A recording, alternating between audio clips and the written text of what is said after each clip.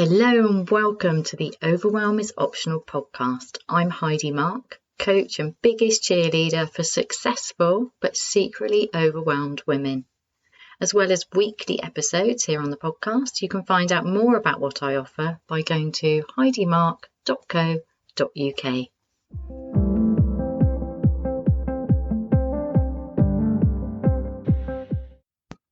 Hello and welcome to this week's episode of the Overwhelm is Optional podcast. This week I want to talk to you about our straw bale build. So I'm going to tell you the story of it, why we're doing it, and how it's a real demonstration for me of how much I've changed, how differently I now do things, and that this is a clear demonstration that you get to do the same, because I'm actually no different than you, apart from the podcasting, writing books and being a coach. But that's just me. This is funny, isn't it? That's me living my purpose. That's me listening to my heart. That's me harvesting my dreams. But I'm no different than you, as in I'm just a woman who wants a lot out of life and gets easily overwhelmed, easily exhausted, and is done with doing it the traditional way. It's not that I'm, my coach calls it, if you think I'm a unicorn, like it's only available to me, this is a nonsense. It's all of this is available for you. So I'm going to share this personal story with you in this episode, which is going to be great fun, because actually, who doesn't want to build with straw bales or doesn't like the idea of people building with straw bales? I've been amazed at how much excitement it has caused in the few people we've kind of interacted with about it, because I'm not a big social media person, so I haven't put our personal project all over Instagram. I am going to, but in a way that honours our privacy, because my partner doesn't do social media at all, but also in a way that's really a gift. So I haven't really put anything about it out there yet. So if you're listening to this, well, you just get to be told, just between me and you. How cool is that?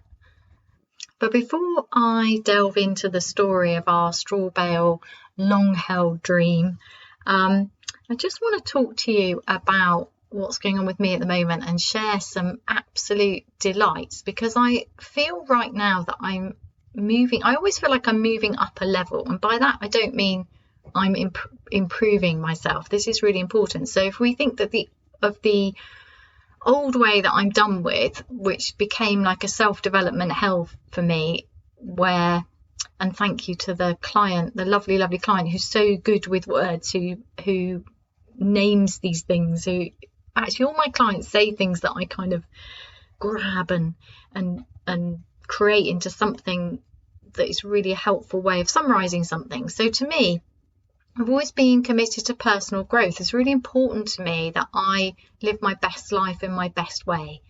But I got stuck in that constant, I'm always trying to be better. So I'm the kind of person who reads the books and actually does the journaling questions. I'm the kind of person who makes up her own ways of doing things, obviously, because that's what I'm doing very openly and in a very good way for myself and my clients now. That's my mission, that's my work, I love it. So I'm the kind of person who does all of that. I'm very, very committed to living my full adventure and being the best version of myself. But I got stuck in the thinking that I had to be better, and it still trips me up. If only I was better, then this would have happened by now. So I'm constantly challenging that into, how can I do that with love for myself? What is there about myself that there's an opportunity to accept? And the thing is, I don't know about you, but my mind goes, oh, you don't want to accept that, because then you'll be stuck with these flaws. But I find the reverse to be true, that when I love and accept myself, I release fear and self-doubt, and then I get to be this more magical, more fully expanded version of myself. And also that the world is a mirror. So the more I love and accept myself, the less judgmental I am about other people. And that just makes me, well, a super lovely human to be around, quite frankly. So yeah, that to me, self-development hell is getting stuck in that constantly uncovering and triggering feelings of inadequacy, that I'm not quite up to scratch for my own life, which doesn't make any sense because of course I am. It's my life. I get to decide. So I am perfect for living my life. My job now is actually not to keep improving myself, but to uncover the ways to live in the most beautiful way for me personally. And I know that for me, that's the opposite of what I get stuck in. So I have a tendency to get really serious. You know, when I'm on a mission and a goal, I get really serious, very, very focused, to the detriment of everything else. And it's just not very good for me. So yeah, I can kick ass on my goals. I've achieved a lot in my life, as I know that you have too, when you look back at it and don't dismiss it, which is easy to do because I know that I do that as well. Like, oh yeah, I did that, but and some excuse over, yeah, I did that, but, rather than, yeah, I did that, look at me, because we don't want to be arrogant. We want to be easy to be around. We don't want to make a fuss. We don't want to be showy offy because it's just not the done thing, particularly in it's just not a very English thing. It's all this self-deprecation and, oh yeah, that was nothing. And there's a way to turn that around, which is joyful, and just say, yeah, actually, I am really good at meeting my goals. I do have big dreams. I do want a lot. And in the past, I've burnt myself out doing it. I've caused a lot of damage to my body, to my health, to my mental health, to my relationships. And that ability to focus and kick ass to the detriment of everything else. I want to take the good bits, which is the focus, the passion, the dreaming big, and I want to do it with ease and love and joy, which for me means the opposite. So it's all a guide. So for me, the fact that I tend to get really serious means that I need to do the opposite. What's the opposite of serious? Playful. And the truth is, I'm actually quite childish, and I don't mean childish in a irritating, not taking responsibility for myself. I mean, I love being silly, and I don't know, like wanting to be kind of like a little bit fairy-like and believing in magic and just like sprinkling kindness everywhere, and just that gentleness, that lovely playful gentleness, that's really at the heart of me. I love that I still at 54 have this naivety about me, that I believe passionately in the best of everybody and everything. I believe that humans are amazing and adapt all the time, and that love is much stronger than fear. I have this lovely, you can call it naivety, I don't care. It's true. I've seen it over and over again. Humans are amazing.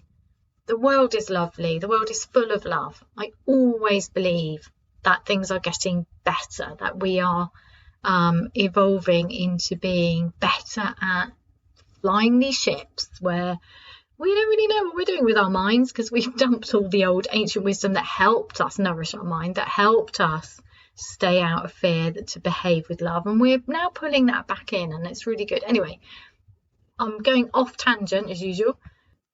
So this next level isn't like you climb up to the next level. It's just this revealing of the next level. Can you see? It's the opposite. So instead of self-development hell, it's quite frankly self-development heaven. So I get to be myself and my dreams come true. Yes, actually my dreams come true by me being myself. It's the easiest way. They are then my dreams and not the thing I think I ought to have created. So what's happening to me at the moment, I was thinking about the seasons, and I've tried doing things in line with the moon, because some people swear by moon energy, and I just never quite click. I love the moon, and I talk to the moon in the middle of the night in my way when I get up for a wee, when it's all full, and I think, oh, so beautiful. But I'm not very good at remembering to do the release on this. It's not for me. However, the seasons I'm really, really attached to, because I'm a gardener, because I absolutely adore my garden. I've always lived in the countryside, and when I've had my few periods of time out of the countryside, I've just craved the countryside, sort it out. Just when I'm in a city, I'm always looking for green open spaces, trees. I notice the plants on the edges of cities. Like nature's just amazing, isn't it? Anyway, so the seasons really affect me, and I was thinking about so what am I harvesting at the moment? And nothing quite came, and that I just left that question there. And now it's suddenly all come together, and I'm really starting to see that actually I am. At the moment, I feel like I'm harvesting my wish list. So I don't know about you, but I always have a wish list, and on there'll be tiny things and big things. And the big things are opportunities to expand into the next version of me, as in the next level of me, because to get to there, to believe that I deserve it and can have it, I have to let go of the fear that I can't hold that much happiness, that I just don't have the time and energy to do all of those things. I have to let go of all of this and just accept that actually I can, and this is who I am, and this is actually, if I look back at my life, what I've always done, but now I'm doing it more consciously and on purpose. So right now I feel like I'm harvesting my wish list along with harvesting in the garden. So we've had a huge abundance of figs, a huge abundance of courgettes, of apples, both eating apples and lovely Bramley apples. You know, we have this huge abundance in the garden, and I just feel really grateful for that. And I was thinking, how does that mirror my own personal abundance and what I want? And then it suddenly clicked into place this morning, and I realised I'm also harvesting my wishes. And one of the big wishes was to do the straw bale, which I'm going to talk about in this episode with you. And one of the others was actually to do with my work. So there's been more than 2 mornings this week where I've woken up to messages from clients that are so beautiful, that are so confirming of what I wrote in my journal, or my journals over several years. I want deeply satisfying, fulfilling work that is well paid, that supports me, that is creative, that harnesses my unique knowledge and skills in the world. And I also want the freedom and flexibility to be able to just suddenly go outside when I feel like it, or, you know, just for me, this is really important. I don't like my weeks to be the same every week. I'm not very good with restriction. So there was a lot that went into how I set up my business, and it took a lot of faith to say, yes, you can set up a business by not burning out, because the traditional route is to think that, okay, so you burn out in a career, but if you had your own business, things would be better. But actually, a lot of business owners are more stressed than people in the safety of a job. So although there's restrictions in having a career and a job, there is security. Whereas in business, obviously, it's all down to you, and that people tend to overwork. And I know at times in my business, I've got into that overworking and had to pull it back. And that's been part of my journey out of burnout and healing, and trusting myself and having faith that, yes, I can do this. And it's just got better and better and better. And I want to read you some of the things that have been sent to me this week, because I just think they're a really good example of dreams coming true, wishes fulfilled. So I was sent this beautiful message from a one-to-one client this week, which says, do you know how amazing you are? I hope you wake up every morning going, my God, I make a real difference in the world, because you do. You honestly do every day in my life. Now that just fills my heart. That's incredible. And I don't feel, it's interesting because I'm sharing it with you, but I don't feel showy-offy. I don't feel like going, oh, look what I did at all. I just feel utterly humbled by that, utterly privileged that I get to do what I wanted to do, that I received that message, that I am doing exactly what I journaled. So my God, I make a real difference in the world. I wanted to make a real difference in the world. And in whatever small way I'm doing that, or big way I'm doing that, I'm just grateful. I'm humbled by the experience that we get to do that. And if you're there thinking, yeah, but I don't do anything like you do, Heidi, can I just say that? I think people who make really good ice cream, those people are doing their work in the world. Like, I love ice cream. Ice cream brings me so much joy. To be able to buy really good quality ice cream made from milk from local cows who are loved and looked after, all of these things matter to me greatly. So if we were all on, what you might think are higher things, like being a coach or writing books or something, how's that going to help? I don't want to make my own ice cream, but I definitely want to have that joyful, to me, it's almost a spiritual experience. In fact, it is. It's a spiritual experience to eat really good ice cream. It's awesome. I actually can't keep it in the house because I will sit there and just eat a whole tub, because there's also something about eating out of the tub. Oh, so good. Like, there's so much to me about being grateful for people who make really good ice cream ethically. It matters to me. It's not just about doing things where you look and think, oh, she's really inspiring. I'm really inspired by people who make really good ice cream. I'm also really grateful to all the people who write all the books I read. You know, the other day I bought this book and it was $5.99, and I thought, it's only $5.99. And the gift in that book, the wisdom, the knowledge poured in, the love, the everything. And I'm writing a book at the moment, aren't I? And it's like, you know, it takes so much, but it feels like, oh, I'm giving you such a small thing. And the monetary exchange is small, isn't it, really, if you think about it. But I'm so grateful that I just get, there are books exist, books that lift me, books that make me think, books that help me be more accepting of myself and just curious and playful. Oh my goodness. So for me, that is a wish fulfilled, because I literally wrote in my diary, I want to make a difference in the world without damaging myself. You know, I want to wake up in the morning. I mean, the words of it are quite extraordinary because they're very, very similar to my actual future dreaming journaling. So that was huge for me. And then I'll show you another one. Oh, and also I did post that on Facebook, and somebody put underneath, do you know how inspiring you are? To which I replied, no, because how would I know? Like, that was just amazing to me. So there's all this hidden inspiration in what we're doing. Never underestimate the effect that you have on other people when you decide to commit to yourself first, when you decide to gently rebel against the nonsense that life has to be hard, that everything's about pushing yourself to the brink in order to have what you want. Never underestimate that. When you just decide, no, I decide to be happy, I decide to do it my way, I decide to love and accept myself, it ripples out into other people being able to love and accept themselves, and other people being able to do things with ease, and other people not having to try so damn hard just to justify their existence. This stuff matters. You matter so much, so much. That's why I'm here talking to you, because you matter. You matter very, very much. Right, the next one I want to read you is from a one-to-one client who has done the short and sweet and has got those incredible results. Oh my God, this woman's amazing. She inspires me. I love her so much.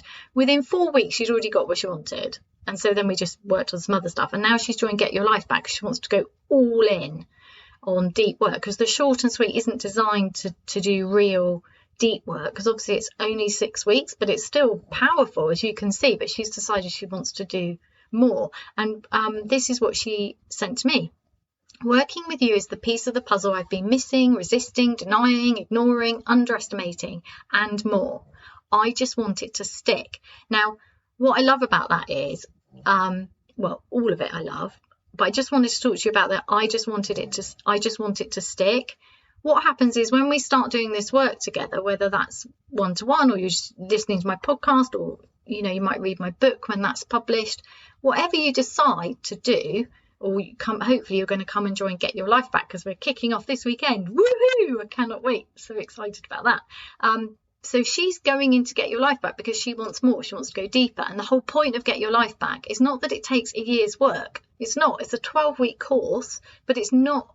I'm not selling you a course. If I was going to sell you a course, you just get to do that on your own. You can do that on your own, but I don't sell it as a DIY course. Why?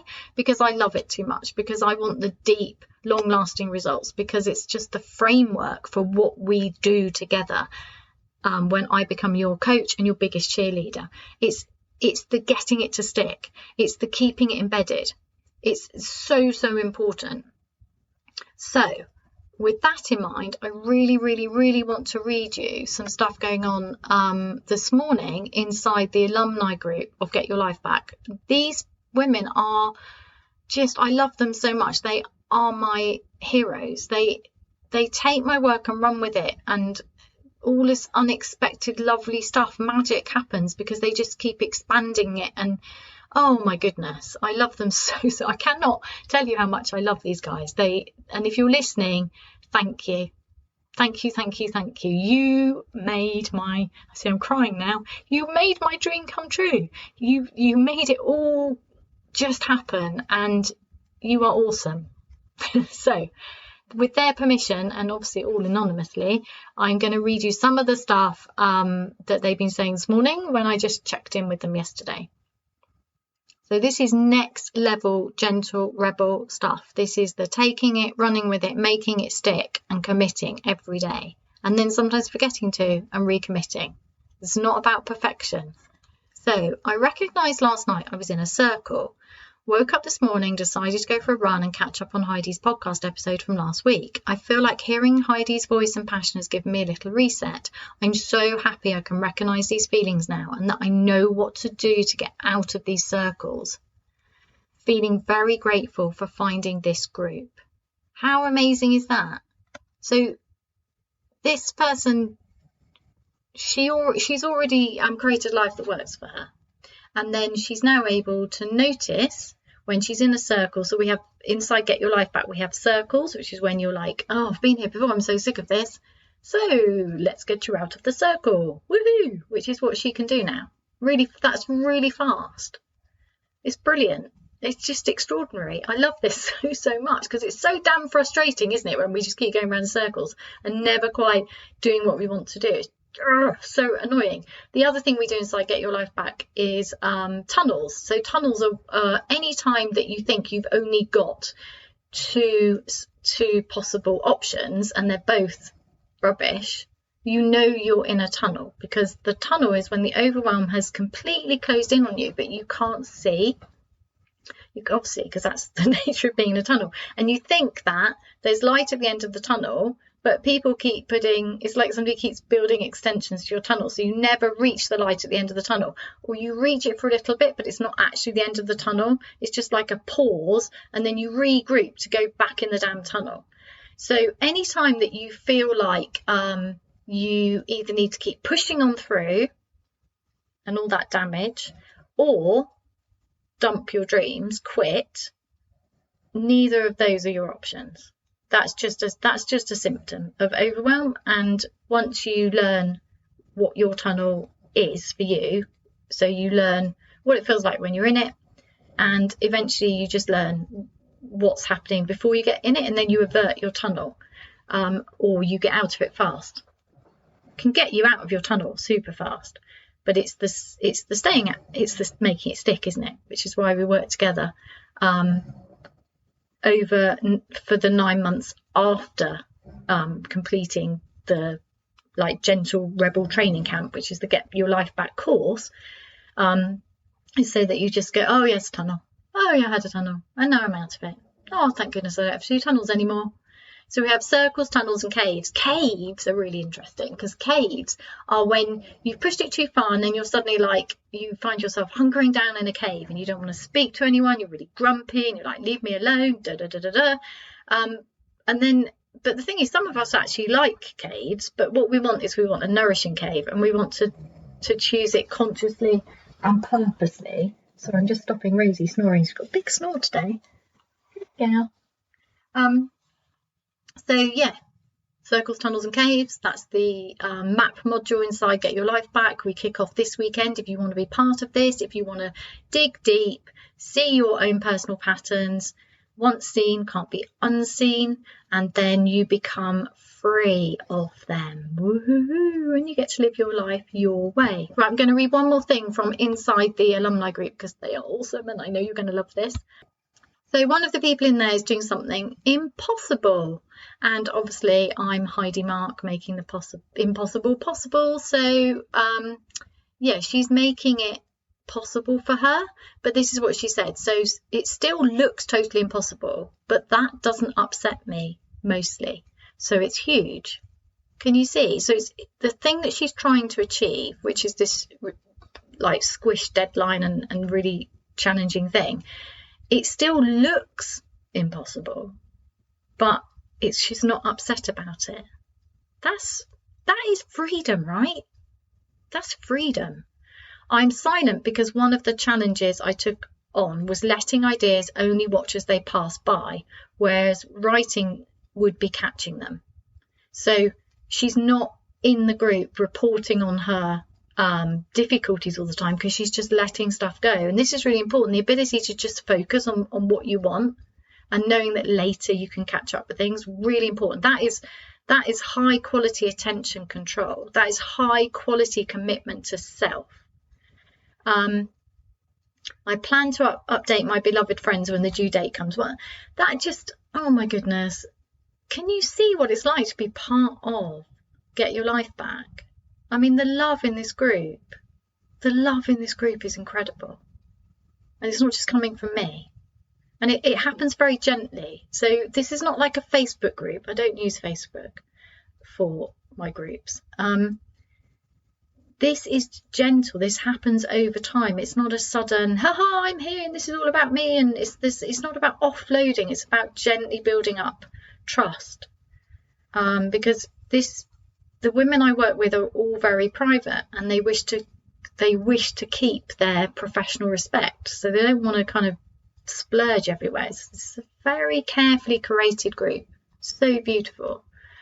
And also she said it's an experiment after all. I love that. So when we start experimenting with, can I do the impossible in a way that works for me, then we bring in playfulness and curiosity. We open up possibilities instead of shutting them down. And then she goes on to say, I am dancing with overwhelm. 2 steps in, 2 steps out, but learn to back off when it jumps on my back. That's really skilled. Both the skills of learning to back off, but also the being able to notice and dance with it instead of it being this life-crushing, damaging thing. It's huge, as I'm sure you agree. And thank you so much for allowing me to share these words. You know who you are. And for the most part, the situation is much lighter than it would be in the past because I am experimenting. It's the lightness we want. We don't want to not live a rich life. We want richness with lightness.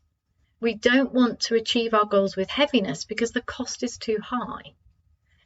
So didn't resign from seasonal delights and hiking, movie watching, doing nothing every now and then, and other nourishing things. Now, that's essential. That's very much how I do things now, is I still get to do the seasonal things. I wrote a blog the other day called I made the chutney anyway, because that's still doing the things, but without it becoming this, I must do this, and everything becomes tight. And also she's put in there doing nothing every now and then. And I was thinking about this, I think it's probably another episode, about do you have a secret hierarchy of activities where doing nothing is at the bottom, like doing nothing is a waste of time? Do you have that? Because I've certainly noticed it sometimes with myself. So that's worth exploring. I would argue that doing nothing is a very valuable activity. And I know that I really benefit from it. So that might be something worth considering. And then she finishes with, the only thing I really cannot get a grip on is admin, just no way to find fun in it. And then she's looking at future outsourcing of that, and that's really cool, because what she's done then is she's using her noticing of the thing that is most irritating, and then she knows that at some point that might be the thing she delegates. And we can use how we feel about things to get things done, because admin is a getting things done thing, isn't it? I mean, stuff has to be done. It doesn't mean you have to do it all yourself. Anyway, I really wanted to share that with you because it's just so joyful, so joyful, so exciting to have that going on. So yeah, if you want that, if you want to be part of the next group, we kick off this weekend. How does it work? You need to book a call with me so we can find out whether we're fit, whether you want me as your coach, whether you want me as your biggest cheerleader, whether you are ready to be part of this next amazing, incredible group of women. And then we have 12 weeks together where at the weekend you'll get this little drop of a short video and your tasks for the week to support you, and with breaks built in. It's all built in, so you don't have to think about it. You don't have to It doesn't add to your to-do list. Yes, you're going to have to shift your focus onto yourself, but that's a good thing. That's part of it. So that how we do it is a huge part of how it works. And then for 12 whole weeks, you get coaching support from me in a group, but tiny groups. And you also get unlimited support. I use Telegram instead of WhatsApp, because WhatsApp gets a bit crazy, and Telegram, it just feels gentler, and that's where I keep all my groups, and unlimited support in there during weekdays, and also the support giving and receiving support from the other women is really exciting. But that just develops slowly and gently. And then once you're done and you've graduated from this incredible course, which means that you will understand what it is about you, why you have a tendency to get stuck in that hideous stress, overwhelm, exhaustion, frustration at never quite doing things, never quite feeling good enough or feeling successful enough.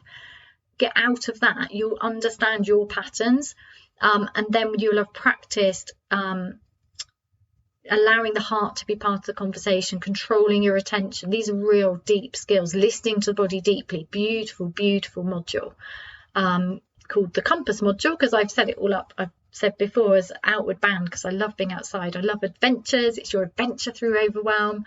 And then the last bit is planning and dreaming, which is so cool. And you won't have, we never have this fixed plan. We're not looking at that. We're just opening up possibilities. What might I want? And then we just start to actually embed, keep practicing. And that's when the shifts might start to happen, as in, okay, so now I know who I am and what I want and how I want to be. Now you might want to consider making external changes, or not. Some people do, some people don't, doesn't matter. And there's further support for that. So, and then we meet once a month, but there's also still the continued support in the group. It is delicious. I love the way it's developed. I love it so much. It is my passion. I love working one-to-one, and I love Get Your Life Back. I love writing. I love podcasting. That's about it, really. I love occasionally sharing things on Instagram. That's it. That's what I do. This is who I am. If you want to be part of my world, and if you want to be part of my world for a whole year, but not a whole year of work, a whole year of lovely, lovely magic and sport, you want to get yourself booked onto a discovery call. I've opened up some more times for you this week. Get over to my website, www.heidimark.co.uk. Check out the Work With Me page. Check out Get Your Life Back. Book a call, book a call, book a call. If you haven't got time to read it all, that's okay. Book a call. You can ask me. I will describe it to you again. I love talking about this. I love listening to you and seeing whether it's a fit for you. And if it's not, it's not. And that's okay. There's no obligation. I am so looking forward to meeting you this week. I'm so looking forward to all the women I will talk to this week. I love, love, love doing discovery calls. It is this curious, playful, beautiful, heartfelt, well-held 30 minutes of time where we connect and look at what's possible for you. It's all about you. It's a gift. It's a gift whether you join or not. It's a gift, and it's my pleasure. And that's my main focus this week, is on being there for you to have this conversation with me. So go book now, because time is running out, quite literally, because we are starting this weekend. So I look forward to chatting to you. So are you sitting comfortably? I'll tell you the story of our straw bale build. So 16 years ago, when I was in my 30s, I met Simon. And the first drink we went out for, we talked for hours and hours and hours. And one of the things that we both said was we wanted to build with straw. That in itself is extraordinary. So, yeah, it's very special to me that at long last, 16 years later, we decided we're actually going to make it happen. But it all happened, as things do in real life, if you stop trying to plan and control everything. It all happened quite suddenly in the end. So if you've been listening to me a while, you'll know that I live in a cottage that needs renovating. So there's a lot going on. with a lovely 1/2 acre garden. So I'm always in my garden. So yeah, it takes a while to do these things. And the straw bale wasn't on the list for this year for lots of good reasons. And then Simon suddenly decided that actually he really wanted to make it happen. It was his dream for it to happen for his 50th, which was this year. So he asked if his birthday present could be that I make it happen. And this was a month before his birthday. Not to build within a month, but to have everything sorted. That was he didn't expect me to have everything sorted for his birthday, but I obviously wanted everything. I wanted to make magical things happen so that on his birthday I could present him with the plan and it all to be fine. And we didn't know if we needed planning. We didn't know where to source straw. We didn't, there's obviously lots of things to consider. But miraculously, I managed to sort out checking with planning and sourcing straw, and I think there was something else. I think maybe they were just like the two big things. So, and it all happened very magically, and I really do think there's something there for us about allowing things to happen magically, allowing for, as my previous mentor used to say, allowing for a margin of magic. So by the time we got to his birthday, I was able to surprise him with yep, we can do it, it's all going ahead, and that was super cool. And then since then, there's been the talking to the local farmer about straw, working out how much straw, and then obviously a lot of it's weather dependent. There's been lots of ups and downs with they harvested early and then the farmer wanted to deliver it and Simon was away, and it's like, oh, okay, I don't have anywhere to put 170 straw bales because you have to keep them really, really dry, obviously. Oh my goodness. And then for me, learning to say, actually, no, that's not possible. Being able to say, not learning to say no to straw bales, but practicing my boundaries and saying, actually, no, I can't make that happen. You'll have to keep them for a bit longer. That was good for me. So there's lots of things like that on the way. All sorts of things then had to be sourced which we'd forgotten about, because obviously it wasn't thought about a year in advance. It was thought about kind of very last minute. And I completely forgot about things like you need hazel stakes, so sharpened at one end, and you need two different lengths. You need the smaller ones that go in the ring beam, which is the base, because we're making a load bearer. So there's two different sorts of straw bale if you're interested.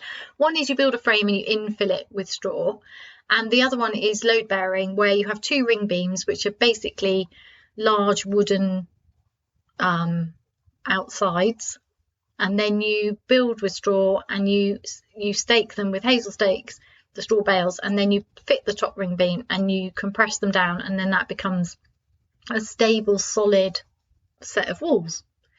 But I'd forgotten. I don't understand how I'd forgotten these things, but there was a lot going on. I'm running a business, I'm serving clients, I'm writing a book, I'm living my life quite happily, and suddenly it's like, okay, we need hazel stakes. And then should those hazel stakes have been cut last year so that they're fully dry? I don't know, not much we can do about that. Where do I find hazel stakes? And somebody said, can't you just go into the wood? Well, no, you can't just go into woods and cut hazel stakes. And anyway, it turns out we needed about 200, so that was going to take some time as well. And I'm not really, I love messing about with wood, but I wouldn't say I'm particularly skilled at like harvesting 200 quickly without damaging myself. I don't have like a special axe that I'm really handy with. I'd quite like to be good at that. I do want to be good at that kind of thing, but it's going to take some practice. So then I was like, well, where on earth do you get hazel stakes from? Well, you need a coppicer. Do you know a coppicer? Because I didn't. I do now. Oh, I do now. So cool. So somebody suggested we try a particular coppice group, but they didn't get back to us. So then I just managed to find a website with all of these coppicers on it. How cool is that? Don't you love? That's when you've got to love the internet, when it's not distracting and overwhelming and full of doom and fear, when it's just full of coppicers. So lovely. So I just, unlike me, because I'm a bit bad with emailing and reaching out to ask for help is still not my strongest point. I don't like to make a fuss, and the idea of sending 6, I thought I'll just send 1 email. That's enough effort. No, Heidi, get on with it. So I sent 6. I sent an email asking for help from all the coppicers within driving distance. How cool was that? I just did it without fuss, without procrastination, without the normal nonsense. And 2 got back. I think 1 got back fairly quickly and just said, you should have asked last year, which just made me feel a bit told off, and I didn't really like it. So I just thought, all right then. But I still believed throughout this whole process, and I've noticed this for anything I've achieved, like meeting Simon, finding this amazing house, getting promotions and job offers and all sorts. There's all sorts of things in my life that I really believed were definitely going to happen, even though it looked impossible. So this having faith and believing and really connecting to my heart is obviously something that I've always done, but haven't really had to. I was forced to identify it as part of my healing journey after I completely wrecked myself, burning out, pushing too hard. So I'm really grateful for it now, because now I'm much better at saying, yeah, it's happening. I decided it's happening, so it's all going to come together. Even though it looks impossible, it's all happening. And that's exactly what happened. So then somebody emailed and said, yeah, of course, how many would you like? And then we had a conversation because he wanted to know exactly what they were for, and I love that kind of passion. So I just read out the instructions from the course I did about straw bales, and then he could envision it, and then he just made me exactly what I needed. And then I went to collect them from the wood where they were harvested, and I just hung out probably for an hour talking about wood and dogs and life and wood tools and straw bale building, and it was the most magical experience. I love people who are passionate about what they do. It's such a cool job to hang out in the woods all day. Oh my goodness, so good. So that was fun. What else did I have to do? I had to go and get we needed bale needles. So when you build with straw, and this is also funny, so when you build with straw, you're supposed to not measure the building in like inches and feet or meters. You're supposed to just say, well, we'll use a number of bales. So I said, right, we're doing 7x5 bales. And then what happened is the base that we were using in the garden, which is already there, that we're just replacing like for like, when I went to dig a drainage channel at one end where there was some rubble and dirt, I found that wasn't the end of the base, and there was like another 2 meters of base. So Simon decided that he would just make it a little bit bigger, but then it wasn't a whole bale, so that meant we had to split more bales than we would have done, which is a bit of a faff, because even though I asked the farmer to do the bales as tightly as possible, they're bales of straw. They're not bricks, even though we're using them as bricks. It's straw. It's messy. They've been moved. Then they've got, it's straw with string around it, and they get out of shape and they get messy. And when you go to split them, you've got to keep it all tight together. So anyway, we needed bale needles, because what you do is you thread twine through, and then you stick this giant needle through the middle of the bale, and you tie off the 2 halves or the 2 separate pieces, and then you cut the original twine. It's super exciting. I don't know why it's so exciting. It just is. It's just such a joyous thing. The whole project has brought the best out in everybody involved, all the people we've had to ask, like talking to the neighbours and explaining what was going on, because obviously there's going to be inconvenience, like a tractor blocking the lane for 2 hours while we unloaded 200 bales, all sorts of things going on, all sorts of people, not masses of people, but just the people who are important, consideration to the neighbours,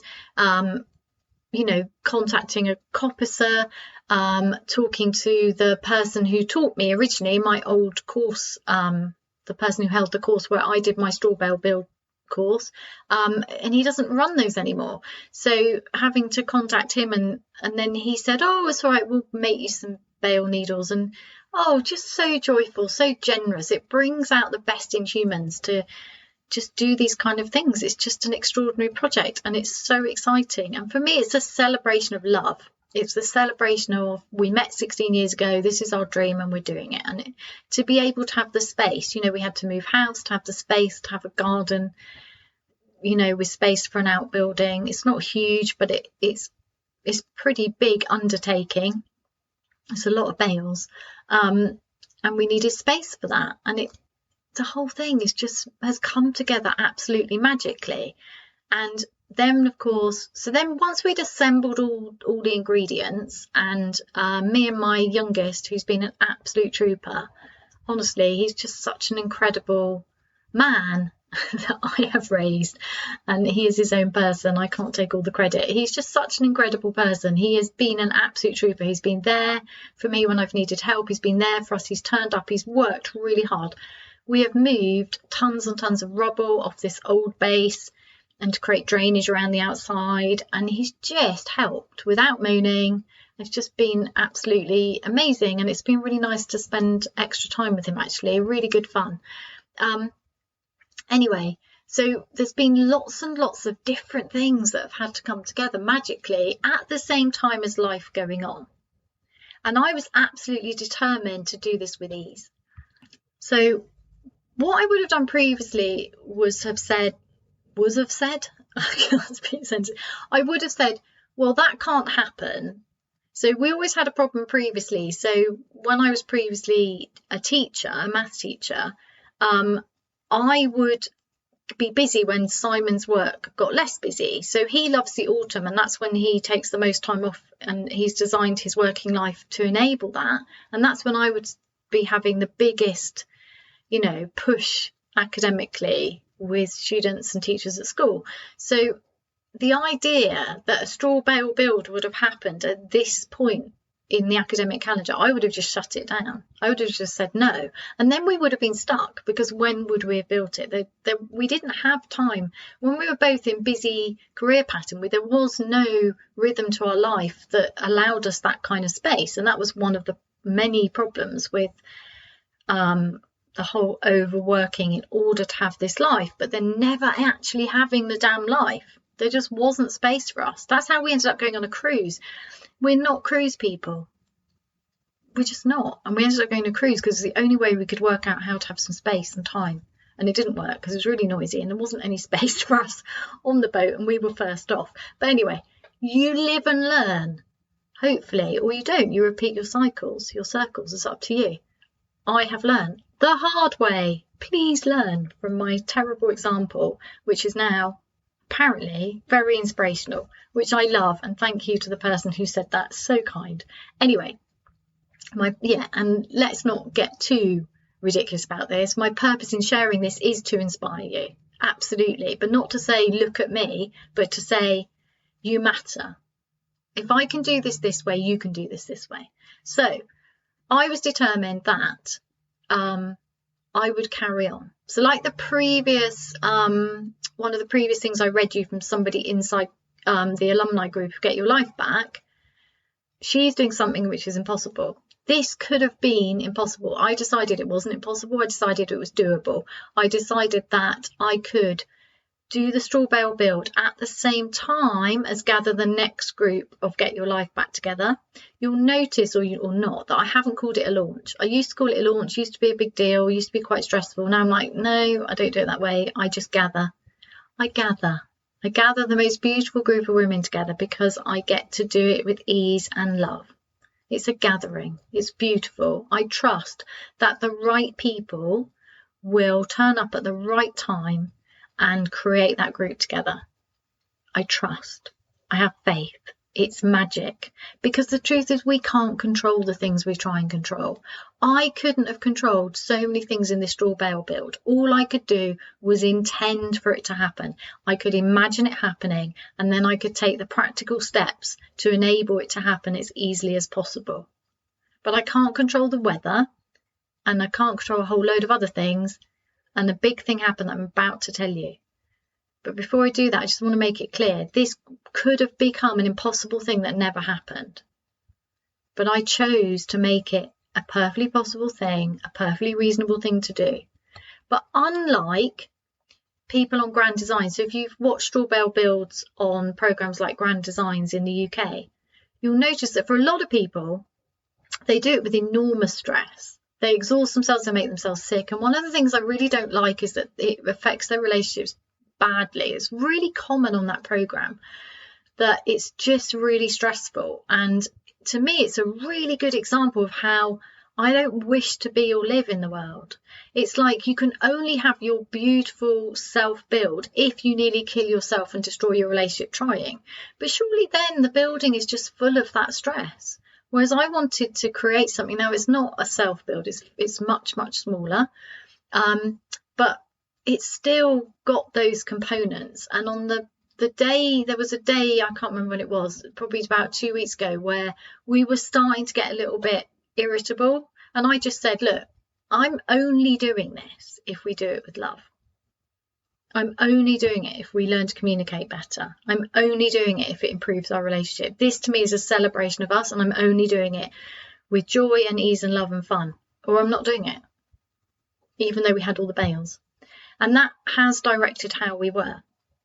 And that really fed into what the unfortunate series of events that happened to me this weekend. So I decided that it was possible to build with straw, gather the next group of Get Your Life Back, and finish my book all at once with ease, love and joy, because that's just how I do things these days. And that's what's been happening. So the build day came. Now, when I say the build day came, you can't put the build day on the calendar because it's very weather dependent. You can't get straw on the inside of the bales. So the outside's okay because that works like thatch and the water will go off. But if you get them sodden in the middle, they rot, it changes the structure, you get mold, it doesn't work, you've ruined the bale. So we've had to keep 200 bales because I think it was 186 bales we got in the end because they were there, and we thought, why not? Because some of them will fall to pieces, especially when I'm doing my bale splitting. But anyway, we've had to keep them dry. We don't have a barn. If we had a barn that could keep the bales in, we wouldn't need to build the bale building, would we? If you see what I mean. It just like there wouldn't be room anyway. Anyway, we've had to, rig up tarps and ropes and all sorts of things, and then just hope that the weather stays good. But it was forecast to have a storm yesterday at 11 o'clock. So suddenly everything felt it was pressured into one day. So and Simon's still going out to work and I'm still working. We're working. We can't just take a whole week off. And even though we both have flexibility in how we work, when you're serving clients, you can't just say, oh, I can't see you today because it's Sunday and I'm going to build with straw. That's not acceptable. That's not happening. So I still have my priorities to myself, to my clients, to my work, and so does my partner. So anyway, he had this space that he'd created, and I was able to work half days with him. And the weather was okay, but there was this constant, in his mind, it's going to rain, so we have to build. So Friday night, we put on half of the first level together. And that was so significant, as I'm sure you can imagine, laying that first bale together after 16 years. Woohoo, super excited. And then we just covered it up for the night. Didn't rain, great. The next day, Simon was up at like 5:30 out there, shifting all these bales. I was like, oh, goodness me. I was feeling quite tired. I didn't know why. Now I know why. Oh, my goodness. So we start building and I can't breathe properly. So I go back inside to make a bandana to go over my face. And then I message my son and say, can he come over because it's going to rain and, it's already started. And does he have any spare bandanas? So he comes over and then I've got 2 bandanas on my face, but I'm really struggling. I mean, it's not easy, is it, to work in a mask, as we all know anyway. But also it turns out that I have a severe straw allergy. Yes, a severe straw allergy. And this is my dream, to build with straw. And this is the build day. and time has become pressured because the weather is about to break. What do you do? Now, I didn't realise I had a severe straw allergy, but after the bales were delivered, and I thoroughly enjoyed them being delivered, it was great fun. That was a celebration in itself. Great fun doing that. Loved the physical work of it. But for about 4 days afterwards, my lungs hurt. So, you know, we lit the sauna, I was steaming and stuff, and I just thought, oh, it's just a one-off. It's just, you know, I don't know what I put down to. But it turns out it was worse than that. And actually, after a couple of hours of managing to work through a mask, so I did do lots of the build. I taught my son how to build, how to put the stakes in, how to split bales, how to do all the skills, really. You know, we did loads of it together. It was great fun. But by the early afternoon, I was feeling nauseous, feverish, and with this weird headache, which is more like it's not a tension headache. Oh, it was horrible. And I was really struggling. And I was coughing a lot, but I had a mask on. I couldn't take the mask off to cough because I was in the middle of all this straw dust. So I would have to somehow hold on to the cough. And you know, it's like when you go to cough, you can't go, oh, I'll just go 6 meters away so I don't breathe in more straw. So it was I was really struggling, and I wasn't feeling well at all. And I'd taken breaks and, you know, washed the dust off and done everything. I'd done everything I could do, but I was really not okay. And I was struggling because this was the dream and I didn't want to let anybody down. What to do? And this was a big turning point for me. Not a turning point as in a reverse of behaviour, a turning point as in a realising how far I have already turned. So there I am, really struggling physically and thinking I need to stop, knowing that I have to stop, to look after myself, my health, me first. I had to say, I'm sorry, I can't do this anymore. Can you imagine? And yet I can't stop the dream. The dream is happening anyway. The straw bale is being built. How do I let go? How do I let it happen without me and still feel good? Because previous Heidi would have cried and felt guilty and asked for reassurance and being like, oh, what's wrong with me? Oh, for goodness sake. Or pushed myself further and further and further. And that would have been very bad for me because I would have breathed in more straw dust and been really, really ill. But I didn't. I said, I'm really sorry. I can't do this. So we tried the moving me away from the build site and just being in charge of splitting bales, but out of the way of the straw dust. But even that I couldn't even do that. My lungs had just had enough. So I said, I'm sorry, I can't do this. And it was fine. Nothing terrible happened. The two of them finished building up enough to put a roof on, a temporary roof to protect the straw bale. And my son was amazing and just stepped up and kept going. And Simon just kept going. And they were both out there when it was dark, covering it all for the coming storm. And I went to bed. Now, how on earth could I have gone to bed without feeling guilty, without feeling like I'd failed? Well, because I commit to myself first, to living my life my way.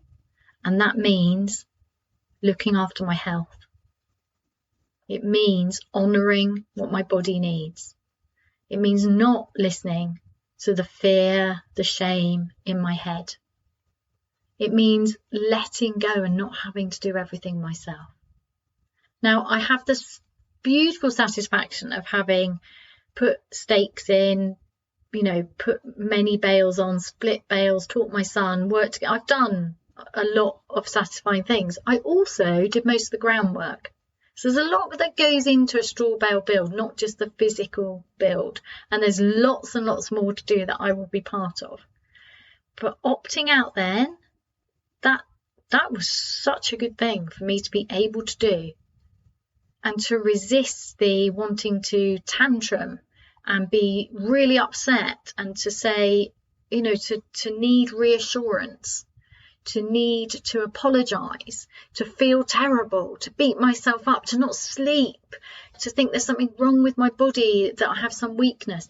To be able to just resist all of that, that showed me just how damn successful this work is. That is the gentle rebellion in action. That's it. That's my story. It wasn't a disaster. It was just a matter of saying, my body is saying no, and out of love for myself, I'm not going to push myself. And that's it. And it being and expecting to be treated with love and understanding, which I was. That's it. There is no disaster. I still get to have the dream of building the straw bale. I have to keep well away from it. I mean, it's rained since then, so the dust has quite literally settled, and it's easier for me to be in the garden again. And then once it's all covered, there will be no problem at all, because it will all be rendered inside out and be beautiful. And there's lots more to do on it. There's lots more lovely things I can do, things I can source. I just cannot be involved or go anywhere near the straw. And that's just how things are. It's not a personal weakness. It's not a disaster. I haven't been rejected. I am still very lovable, very much loved. And I got to prove to myself that I can put myself first. I can love and accept myself and lose nothing, that it is not a risk. Quite the opposite. And yeah, I guess I feel indebted to my son and my partner for carrying on without me, but I don't feel indebted in a terrible way at all. I just feel like I get to receive that. I get to receive that love and support. And that's just it now. That's it. So I hope you've enjoyed this story of the straw bale build. I hope that it has inspired you to consider your own boundaries, your own beliefs about what's possible for you. Particularly those risks that we fear, that we are the weak link in the chain, that we're not good enough, that we're not lovable. Because you so are. You so are. Anyway, it's been lovely to hang out with you again, and I look forward to seeing you next week. Don't forget, the deadline for joining September 2022, Get Your Life Back, is this Friday. So if you think it's for you, you know what to do. Go over to www.heidimark.co.uk, go to the Work With Me page and press on the lovely button to book a chat with me, and I look forward to speaking to you. Thank you for listening to this week's episode. If this resonates with you, please use the like, subscribe and share buttons to help other people find their way here too. And please do go to www.heidimark.co.uk/the 1 minute mark with an E to join my mailing list and receive my free 1 minute life-changing audio practice.